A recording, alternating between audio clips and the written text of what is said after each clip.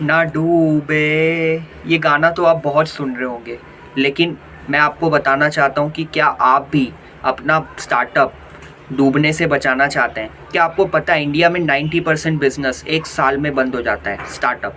तो क्या आप भी अपने स्टार्टअप को इस लाइन में लाना चाहते हैं या नहीं लाना चाहते? अगर नहीं लाना चाहते तो इस वीडियो को पूरा स्टार्ट से एंड तक देखिए।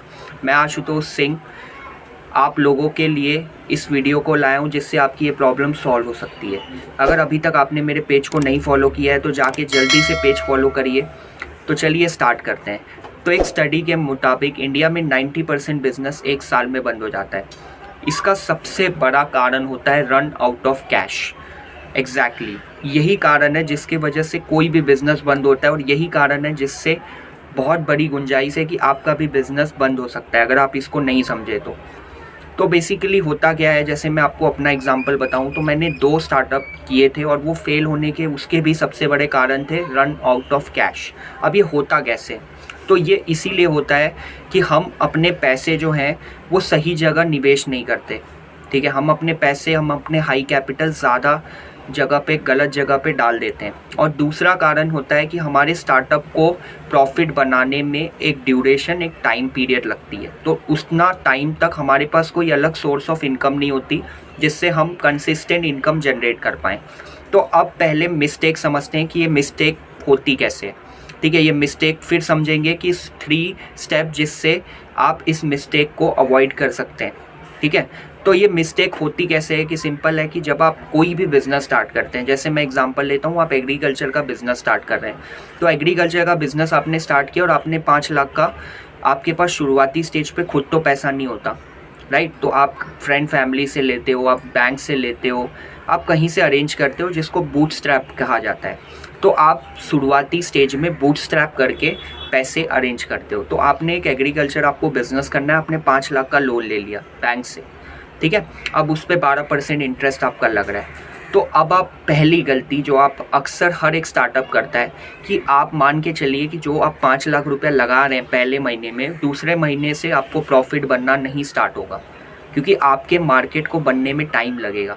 आप जब मार्केटिंग करेंगे, जब आपका कस्टमर देखेगा, समझेगा, तभी तो वो बाय करेगा, और तभी तो आपके अकाउंट में, आपके बिजनेस में पैसे आएंगे। तो इसके लिए टाइम लगता है, इसको कहते हैं ब्रेक इवन पॉइंट। तो ब्रेक इवन पॉइंट के लिए कम से कम 1 साल 2 साल का टाइम लगता है। और यही कारण है कि जब आपके पास बिल्कुल पैसे ना आ रहे हो तो आप अपने बिजनेस को कैसे रन करेंगे? ठीक है, तो ये बहुत बड़ी गलती है जिसके वजह से इंडिया में 90% बिजनेस फेल होता है। अब आप बोलेंगे सर ओके समझ में आ गया, लेकिन अब आप ये बताइए कि इससे हम बचे कैसे? तो अब इससे बचने के 3 कारण हैं, 3 स्टेप हैं जो मैं आपको बता रहा हूँ। अगर आप इसको फॉलो करेंगे तो आप इस ट्रैप से बच सकते हैं। ठीक है, पहला कारण, आपके पास एक पहले से ऑल्टरनेट सोर्स ऑफ इनकम होनी चाहिए। आपके पास क्या एक ऐसी सोर्स ऑफ इनकम है जिसमें कंसिस्टेंट प्रॉफिट आ रहे हैं, जिसको यूज़ आप कर सकते हैं जब तक आपके खुद के बिजनेस से प्रॉफिट नहीं बन रहा। ये पहला स्टेप है आपके पास, और इसके लिए आईबीसी सबसे बेस्ट ऑप्शन है।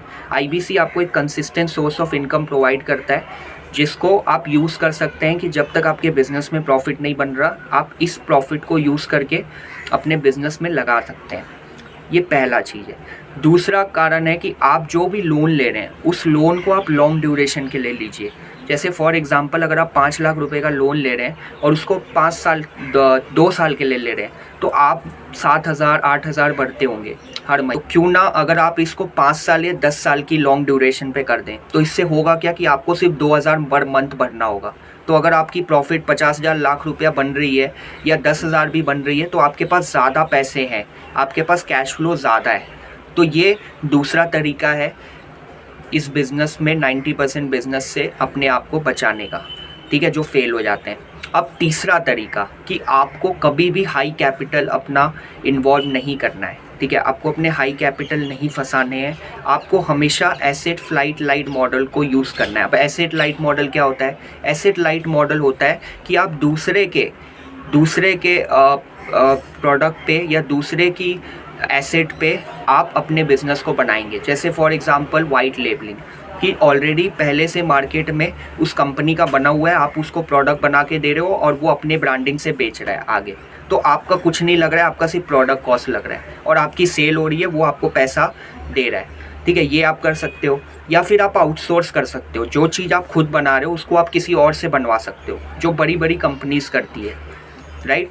जैसे वॉलमार्ट है, इंडिया में 90% बिजनेस प्रोडक्ट वॉलमार्ट के चाइना से आते हैं, ठीक है। बोट कंपनी है, बोट भी कंपनी इतनी बड़ी है, चाइना से वो प्रोडक्ट बनाती है और इंडिया में लाके उसको सेल करती है।